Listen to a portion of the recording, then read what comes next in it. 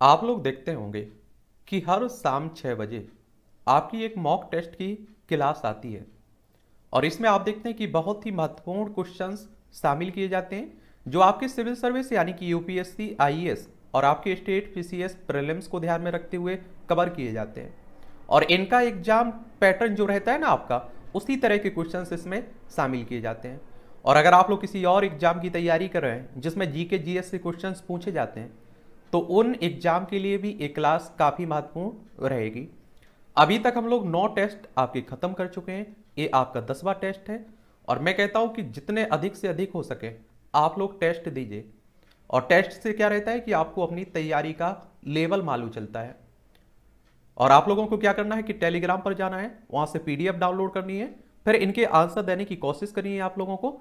फिर आप लोगों को इस क्लास को देखना है और मिलान करना है, विस्तार से इनके आंसर जानना है। और आप लोग फिर मुझे बताइए कि आप लोगों ने कितना स्कोर किया था, कितने क्वेश्चंस के आंसर आप लोग दे पाए थे।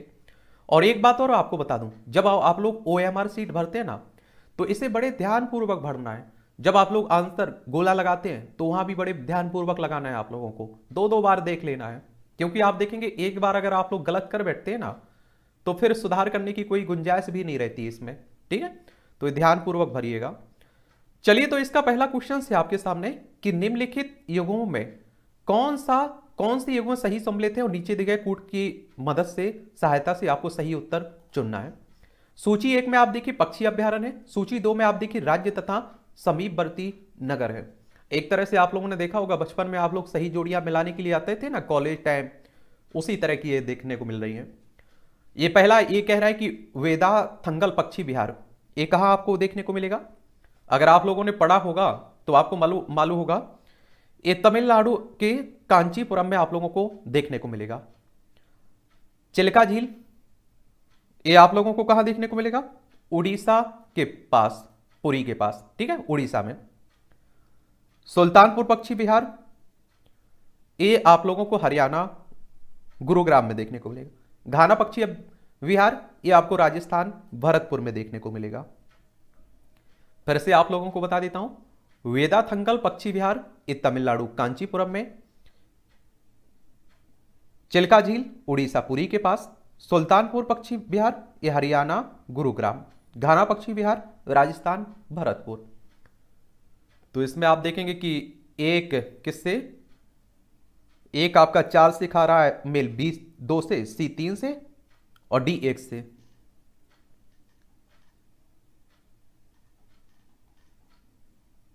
देखिए बी ही सही है, ए 4 से, बी 2 से, सी 3 से, डी 1 से। तो इसमें आप लोग बी ऑप्शन लगा देंगे और आप लोग आंसर जो ओएमआर सीट होगी उसमें बी गोला भर देंगे, काला कर देंगे। ठीक है। और राजस्थान की अगर हम लोग बात करें तो आप सभी जानते हैं कि राजस्थान आपका, ये देखिए आपका प्यारा भारत है और इसमें आप देखिए राजस्थान की राजधानी जयपुर है। इसकी सीमा आप देखिए अंतर्राष्ट्रीय सीमा पाकिस्तान से लगती है। राज्यों में अगर आप लोग देखें तो इसकी सीमा किससे, गुजरात हो गया, मध्य प्रदेश, उत्तर प्रदेश, हरियाणा, पंजाब से लगती है। और क्षेत्रफल में सबसे बड़ा राज्य है आपका राजस्थान, ये आपको पता होना चाहिए। क्षेत्रफल में सबसे बड़ा राजस्थान आपका राज्य है। 3,42,239 वर्ग किलोमीटर में फैला हुआ है। विधानसभा में 200 सीटें, राज्यसभा में 10 सीटें, लोकसभा में 25 सीटें आपको देखने को मिलेंगी। और क्षेत्रफल में आपके राजस्थान है और आप देखेंगे कि जनसंख्या में उत्तर प्रदेश है। लखनऊ इसकी राजधानी, अंतर्राष्ट्रीय सीमा नेपाल से लगती। राज्यों में बिहार हो गया, झारखंड हो गया, छत्तीसगढ़, मध्य प्रदेश, राजस्थान, हरियाणा, हिमाचल प्रदेश, उत्तराखंड। और एक केंद्र शासित प्रदेश दिल्ली से लगती है। 8 राज्यों से लगती है और एक केंद्र शासित प्रदेश दिल्ली। टोटल 9 राज्य हो गए। विधानसभा में 403 सीटें हैं, विधान परिषद में आप देखते हैं कि 100 सीटें हैं, राज्यसभा में 31 सीटें हैं, लोकसभा में 80 सीटें आपको देखने को मिलेंगी। ठीक है। अगले क्वेश्चन की तरफ बढ़ते हैं हम लोग। निम्नलिखित युग्मों में कौन से युग्म सही सम्मिलित है और नीचे दी गई कूट की मदद से सही उत्तर आपको चुनना है। देखिए सूची 1 में आप लोगों को अभ्यारण्य दिए गए, सूची 2 में राज्य दिए गए, उनके क्या दिए गए, राज्य दिए गए। तो अभ्यारण्यों को जरूर याद रख लीजिए, देखिए उससे क्वेश्चंस बार बार पूछे जाते हैं। कोरेंगा वन्यजीव अभ्यारण्य, कोरेंगा वन्यजीव अभ्यारण्य, ये आप लोगों को कहां देखने को मिलेगा, ये आपको कहां देखने को मिलेगा, इनमें से आपको सही चुनना है। तो इसमें आप देखिए कोरेंगा वन्यजीव अभ्यारण्य आपको आंध्र प्रदेश में देखने को मिलेगा। तो पहला आप देख रहे हैं कि गलत है बिल्कुल।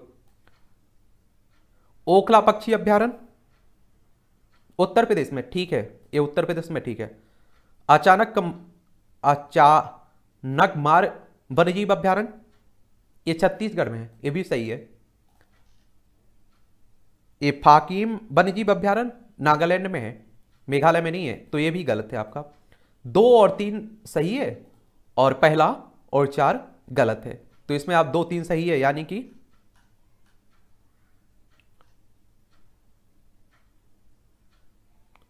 इसमें आप देखिए ऑप्शन ही नहीं दिया गया है, माफ करिए, शायद युग्म सही सम्मिलित हैं, नीचे देखिए कूट की मदद से सही उत्तर चुने।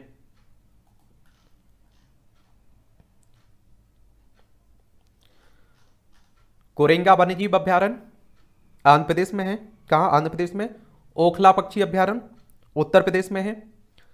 अचानक मार वन्यजीव अभ्यारण्य छत्तीसगढ़ में है और फाकेम वन्यजीव अभ्यारण्य ये नागालैंड में है।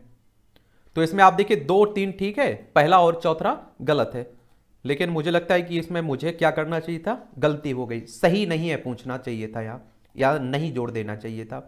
तो अब आप देखते हैं कि पहला और चौथा हो जाता, सी हो जाता, या मुझे क्या करना चाहिए था कि इस सी में 2 और 3 लगा देना चाहिए था। माफी चाहते हैं, इस तरह की गलती कभी स्टेट पीसीएस में भी हो जाती है, आपके सिविल सर्विस में तो नहीं होती है। आप लोगों को आंसर विस्तार से बता दिया है, कभी कभी क्या होता है कि मिसप्रिंट हो जाता है। चलिए अगले क्वेश्चन की तरफ चलते हैं। निम्नलिखित में से किस एक राज्य में राष्ट्रीय उद्यानों की संख्या सबसे अधिक है, सबसे अधिक आपको देखने को मिलेगी। तो इसमें आप देखिए मध्य प्रदेश, केरल, असम, पश्चिम बंगाल। तो ये तो सबको मालूम होगा कि मध्य प्रदेश 1 नवंबर 1956 में से राज्य बनाया गया था। और आप देखते हैं भोपाल इसकी राजधानी, इसकी सीमा उत्तर प्रदेश, राजस्थान, गुजरात, महाराष्ट्र, छत्तीसगढ़ से लगती है। क्षेत्रफल में दूसरे नंबर पर है। विधानसभा में 230 सीटें, राज्यसभा में 11 सीटें, लोकसभा में 29 सीटें आपको देखने को मिलेंगी। और मध्य प्रदेश में आप देखिए बांधवगढ़, मंडला और फॉसिल जो है, कान्हा, माधव, इंदिरा प्रियदर्शनी पेंच, पन्ना, संजय सतपुड़ा, बिहार राष्ट्रीय उद्यान आप लोगों को ये देखने को मिलेंगे। केरल में आप लोगों को अगर आप लोग देखें तो अनामुदी 16 राष्ट्रीय उद्यान, इराविकुलम राष्ट्रीय उद्यान, मथिकेट्टन 16, पम्माडुम 16, पेरियार राष्ट्रीय उद्यान, साइलेंट वैली राष्ट्रीय उद्यान। असम में डिब्रू साइखोवा राष्ट्रीय उद्यान, काजीरंगा, मानस, ओरांग, नमेरी राष्ट्रीय उद्यान। पश्चिम बंगाल में आप देखिए बुक्सा राष्ट्रीय उद्यान, गोरुमारा नेओरा राष्ट्रीय घाटी राष्ट्रीय उद्यान, सिंगालीला सुंदरवन, जलदापारा राष्ट्रीय उद्यान, ये आपको पश्चिम बंगाल में देखने को मिलेंगे। तो इसमें आप लोगों ने ए ऑप्शन लगा दिया होगा फिलहाल। अगला क्वेश्चन है हमारे सामने, निम्नलिखित में से कौन सा राष्ट्रीय उद्यान यूनेस्को की जैवमंडल आगार की सूची में सम्मिलित है।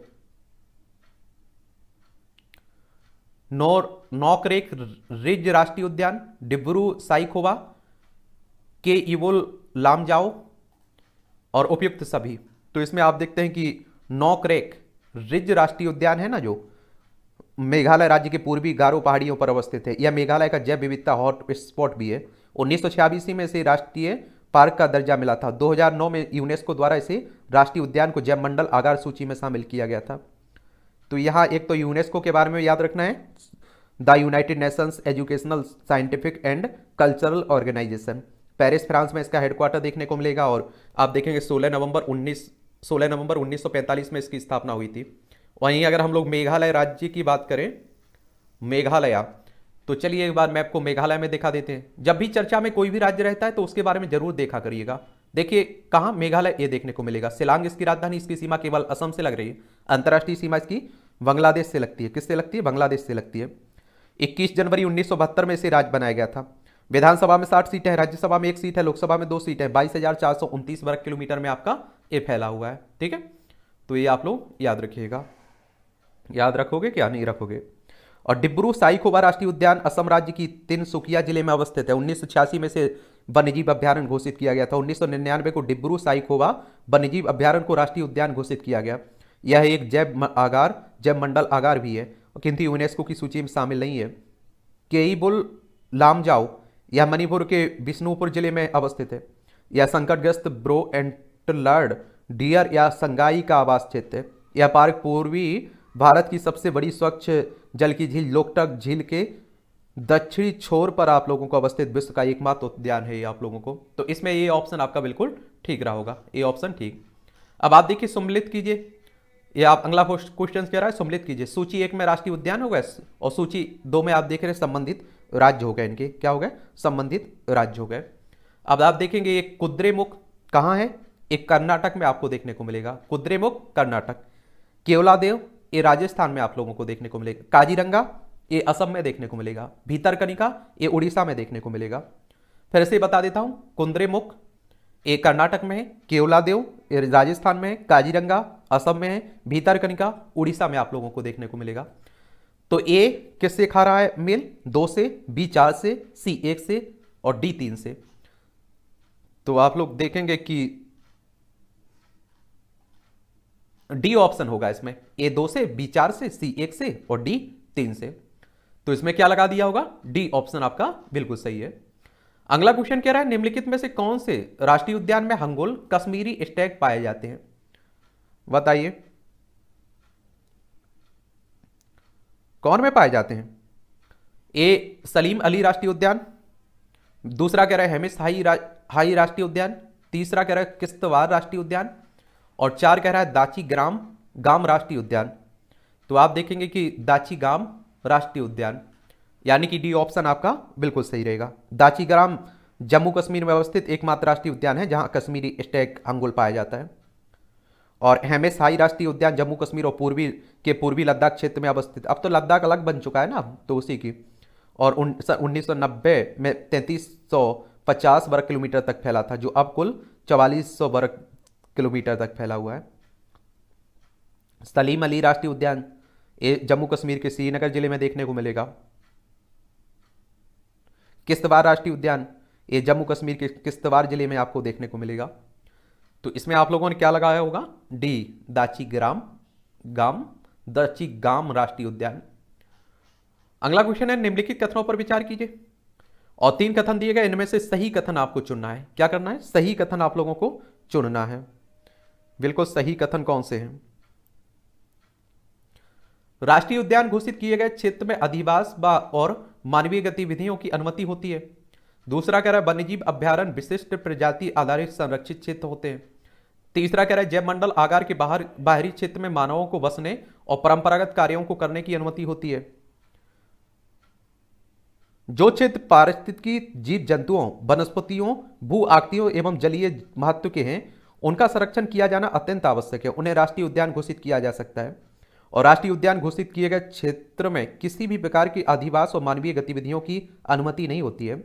और यहां तक कि इन क्षेत्रों में जानवरों को चराने और जंगली उत्पादों को इकट्ठा करने की अनुमति भी नहीं होती है। जबकि वन्यजीव अभ्यारण्य में जानवरों को चराने तथा लकड़ी आदि इकट्ठी करने की अनुमति होती है, परंतु कुछ अपवादों को छोड़कर मानव का बसना प्रतिबंधित होता है। वन्यजीव अभ्यारण्य में पर्यटन होता है और वन्यजीव अभ्यारण्यों का गठन किसी एक प्रजाति अथवा कुछ विशिष्ट प्रजातियों के संरक्षण के लिए किया जाता है और ये विशिष्ट प्रजाति आधारित संरक्षित क्षेत्र है। जयमंडल के बाहरी क्षेत्र में बसने और परंपरागत कार्यों को करने की अनुमति होती है। तो इसमें आप देखेंगे कि पहला गलत हो गया, दूसरा ठीक है और तीसरा आप देखेंगे बिल्कुल ठीक है। तीसरा बिल्कुल, 2 और 3 बिल्कुल ठीक है, यानी कि आप देखेंगे सी ऑप्शन आप लोगों ने लगा दिया होगा, सी ऑप्शन गोले में भर दिया होगा। अगला क्वेश्चन है 100 स्थानीय संरक्षण के अंतर्गत शामिल नहीं है, पूछ रहा है नहीं है। तो आप देख रहे हैं राष्ट्रीय उद्यान, जैव मंडल आगार, जंतु उद्यान और वनस्पति उद्यान, पवित्र उपवन, झीलें। तो इसमें आप देखिए कि कौन होगा, जंतु उद्यान और वनस्पति उद्यान। 100 स्थान संरक्षण पद्धति विधि, इसके अंतर्गत जीव मंडल आगार, राष्ट्रीय पार्क, वन्यजीव अभ्यारण्य, पवित्र उपवन एवं झीलें, समुदाय एवं संरक्षण आगार आदि आते हैं। और बाह्य स्थान विधि, इसके तहत वनस्पति एवं जीवों का संरक्षण उनके प्राकृतिक स्थान के बजाय कृत्रिम अथवा मानव निर्मित भौगोलिक परिवेश में किया जाता है। और इसके अंतर्गत बीज बैंक, वनस्पति उद्यान, वृक्ष उद्यान, जंतु उद्यान, चिड़ियाघर, निम्न तापीय संरक्षण, जीन बैंक आदि आते हैं। तो इसमें आप लोगों ने सी ऑप्शन बिल्कुल ठीक लगाया हुआ, सी ऑप्शन बिल्कुल ठीक रहेगा। अगला क्वेश्चन है हमारे सामने, निम्नलिखित में से कौन सा कथन सही है, निम्नलिखित में से कौन सा कथन सही है। आप देखेंगे पहला ऑप्शन कह रहा है इसमें जीव जंतुओं एवं वनस्पतियों को उनके आवास में संरक्षण 100 स्थान संरक्षण कहलाता है। दूसरा कह रहा है 100 स्थान ने स्थानीय संरक्षण विधि बाह्य स्थान विधि की अपेक्षा जटिल और महंगा है। और सी कह रहा है ये भी दोनों सही है, उपयुक्त में से कोई नहीं। जीव जंतुओं एवं वनस्पतियों का उनके प्राकृतिक आवास में संरक्षण स्थानीय तथा प्राकृतिक आवास के बाहर संरक्षण बाह्य स्थानीय संरक्षण कहलाता है। चूंकि स्थानीय विधि के अंतर्गत जीवों तथा वनस्पतियों को कहीं अन्यत्र नहीं ले जाना होता है, अतः यह विधि बाह्य स्थानीय विधि की अपेक्षा सरल और सस्ती होती है। तो इसमें आप देखेंगे पहला बिल्कुल ठीक है, इसमें दूसरा तो गलत है। तो ए ऑप्शन ही लगा दिया होगा आप लोगों ने, क्योंकि बी सही नहीं था। अगले क्वेश्चन की तरफ चलते हैं हम लोग।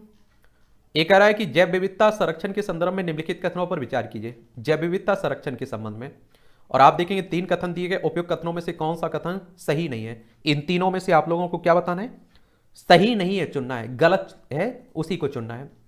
पहला कह रहा है आपसे कि जैव विविधता संरक्षण के अंतर्गत आनुवांशिक, प्रजातीय एवं सामुदायिक स्तर पर प्रजातियों का संरक्षण किया जाता है। दूसरा कह रहा है जैव विविधता संरक्षण को सुनिश्चित करने के लिए 1994 में जैव विविधता संबंधी सम्मेलन आयोजित किया गया है। और तीसरा कह रहा है जैव विविधता सम्मेलन का उद्देश्य जैव विविधता का संरक्षण, इसके घटकों का सतत उपयोग तथा आनुवांशिक संसाधनों के इस्तेमाल से होने वाले लाभों को निष्पक्ष और एक समान प्रकार से साझा करना। जैव विविधता संरक्षण के अंतर्गत आनुवांशिक, प्रजातीय और सामुदायिक स्तर पर प्रजातियों का संरक्षण किया जाता है। पहला तो ठीक कह रहा है।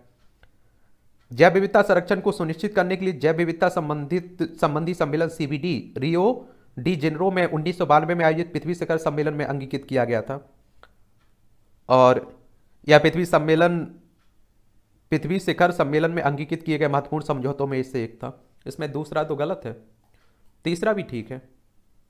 तो इस तरह से आप देखेंगे कि गलत पूछा है, सही नहीं है, तो दूसरा सही नहीं है ना, तो इस यही में है, ये तो ए में मिल जाएगा, केवल 2 गलत है। ठीक है, तो इसमें ए ऑप्शन आपका बिल्कुल ठीक रहेगा। क्या रहेगा, ए ऑप्शन बिल्कुल ठीक रहेगा। अगला क्वेश्चन है हमारे सामने, ओजोन परत संरक्षण के तहत भारत के द्वारा किए जा रहे प्रयासों के संदर्भ में निम्नलिखित कथनों पर विचार कीजिए। ओजोन परत संरक्षण के तहत भारत के द्वारा किए जा रहे प्रयासों के संदर्भ में निम्नलिखित कथनों पर विचार कीजिए। उसके बाद आपको नीचे कितने ऑप्शन दिए गए हैं, 4 कथन दिए गए हैं। और उपयुक्त कथनों में से कौन सा कथन सही नहीं है, यानी कि गलत कथन आप लोगों को चुनना है, इनमें से सही नहीं है जो। भारत ने मॉन्ट्रियल प्रोटोकॉल पर ओजोन क्षयकारी पदार्थों के संबंध में 1991 में हस्ताक्षर किए। दूसरा कह रहा है भारत में CFC 11, CCI आप देखिए 14 और आप देखिए HCFC 22 का उत्पादन बंद हो चुका है। तीसरा कह रहा है ओजोन विघटनकारी पदार्थों को धीरे धीरे बाहर करने के लिए विस्तृत इंडिया कंट्री प्रोग्राम 1990 में लाया गया।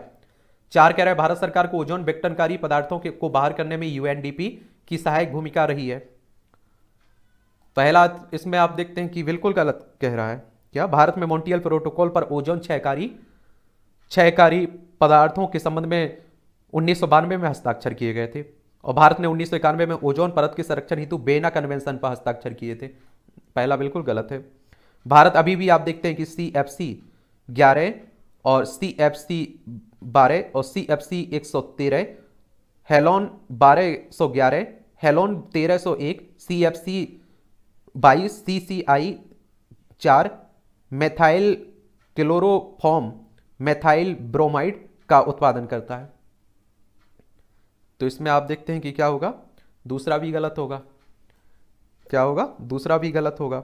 भारत सिर्फ फार्मास्यूटिकल ग्रेड CFC को छोड़कर जो मिटर्ड डोज इनहेलर्स के उत्पादन में अस्थमा एवं रोगियों के लिए प्रयोग किया जाता है, CFC 14 और हेलोन का उत्पादन वो खपत 1 जनवरी 2010 में से धीरे धीरे समाप्त हुआ।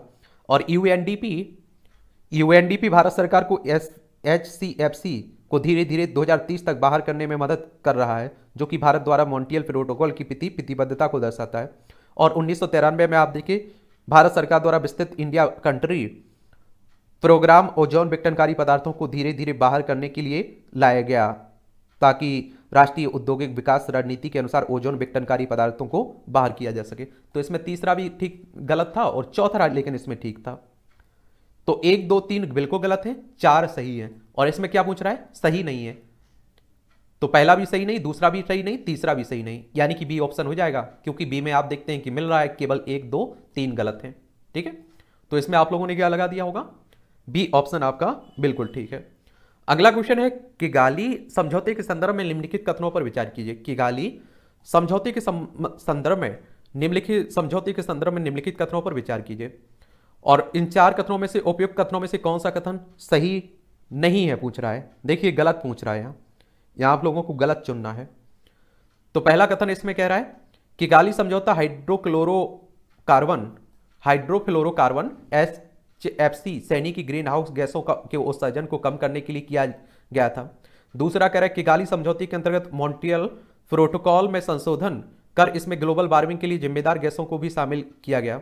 और तीसरा क्या कह रहा है किगाली समझौते के अंतर्गत वर्ष 2100 तक ग्लोबल वार्मिंग में 1.5 डिग्री सेल्सियस तक कमी लाने का लक्ष्य रखा गया। चार कह रहा है किगाली समझौता 2012 में हुआ था। तो रवांडा में किगाली में अक्टूबर 2016 की हाइड्रोफ्लोरोकार्बन सैनी की ग्रीन हाउस गैसों के उत्सर्जन को कम करने के लिए एक ऐतिहासिक समझौता किया गया था। और इस समझौते के अंतर्गत आप देखिए 2100 तक सन 2100 तक ग्लोबल वार्मिंग में 0.5 डिग्री तक कमी लाने का उद्देश्य रखा गया था। कितना 1.5 डिग्री 1.5 डिग्री एक तरह से। और किगाली समझौता 1987 के मॉन्ट्रियल प्रोटोकॉल जिसमें केवल ओजोन परत की क्षरण के लिए जिम्मेदार गैस शामिल थी में संशोधन कर ग्लोबल वार्मिंग के लिए जिम्मेदार गैसों को भी शामिल किया गया। संशोधन मॉन्ट्रियल प्रोटोकॉल 2019 से सदस्य देशों के लिए बाध्यकारी हो जाएगा। तो इसमें आप देखते हैं कि गलत पूछ रहा था, तो पहला तो ठीक था, इसमें दूसरा गलत था, तीसरा भी गलत था, और आप देखेंगे माफ करिए दूसरा गलत है, तीसरा इसमें सही है, चार इसमें सही है। क्योंकि आप देखते हैं कि सन 2100 तक ग्लोबल वार्मिंग में 1.5 डिग्री सेल्सियस तक कमी लाने का लक्ष्य रखा गया है, बिल्कुल सही है। किगाली समझौता कब हुआ? ये अक्टूबर 2016 में हुआ था ना।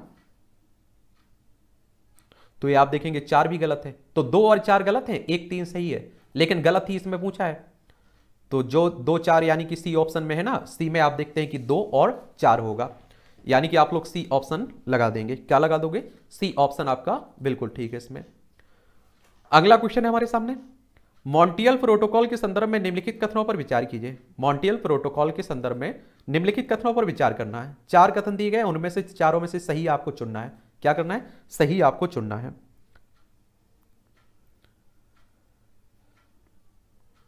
पहला इसमें कह रहा है कि मॉन्ट्रियल प्रोटोकॉल एक अंतरराष्ट्रीय संधि है जिसे ओजोन परत क्षरण हेतु जिम्मेदार पदार्थों के उत्पादन एवं उपभोग में कमी लाने हेतु तैयार किया गया है। दूसरा कह रहा है मॉन्ट्रियल प्रोटोकॉल समझौते में संयुक्त राष्ट्र पर्यावरण कार्यक्रम की प्रमुख भूमिका रही है। और तीसरा कह रहा है मॉन्ट्रियल प्रोटोकॉल उत्सर्जन के आधार पर बाध्यकारी समझौता नहीं है। और 4 कह रहा है इसे 1987 में अपनाया गया था, 1990 से प्रभावी रूप से कार्य किया गया। मॉन्ट्रियल प्रोटोकॉल उत्सर्जन के आधार पर एक बाध्यकारी समझौता है। यह मूल मॉन्ट्रियल प्रोटोकॉल 1987 के तहत विकसित देशों को 2000 तक CFC का उपयोग और उत्पादन पूरी तरह से प्रतिबंधित करने को कहा गया था।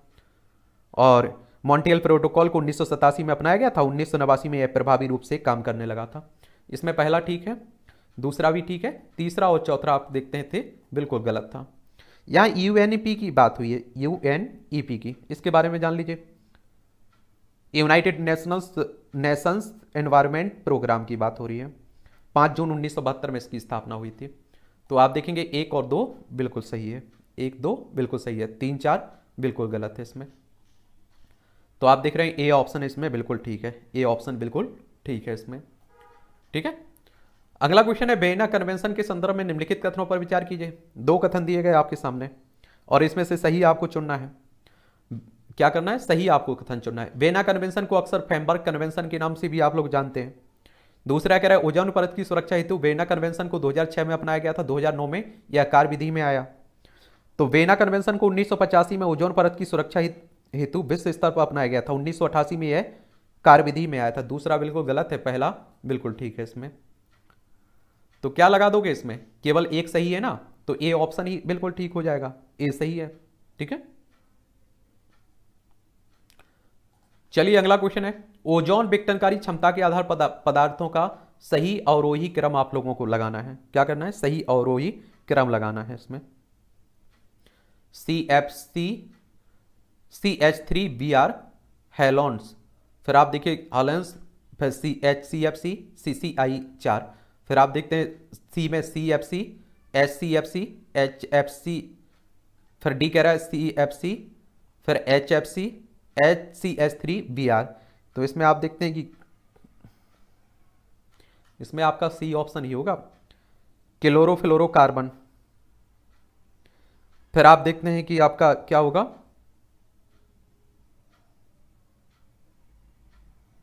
फिर आप देखते हैं HCFC होगा। फिर आप देखते हैं कि HFC होगा।